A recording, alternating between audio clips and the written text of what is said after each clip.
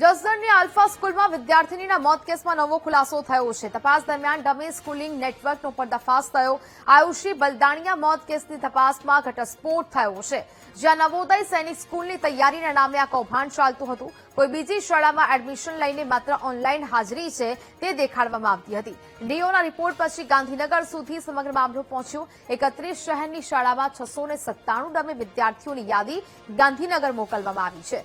જસદણની alpha સ્કૂલની હોસ્ટેલમાં રહીને વિદ્યાર્થીએ તૈયારી કરાવવામાં આવતી હતી. આલ્ફા સાથે સંકળાયેલી અન્ય શાળાઓ સામે પણ કડક કાર્યવાહી કરાશે.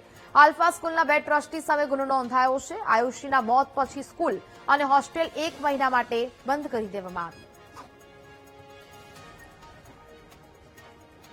તો જે પ્રકારે જસદણની આલ્ફા સ્કૂલની હોસ્ટેલમાં રહીને વિદ્યાર્થીઓને તૈયારી કરાવવામાં આવતી હતી. ડમી સ્કૂલિંગનો આ નેટવર્કનો પર્દાફાશ થયો છે. રાજ્યના 31 શહેરની શાળાની સંડોવણી હોવાનું પણ ખુલ્યું છે, જેને આધારે હવે પોલીસ દ્વારા તપાસ કરવામાં આવી છે. આલ્ફા સ્કૂલના 2 ટ્રસ્ટી સામે ગુનો નોંધવામાં આવ્યો. 697 ડમી વિદ્યાર્થીઓ અહીંયા અભ્યાસ કરી રહ્યા હતા.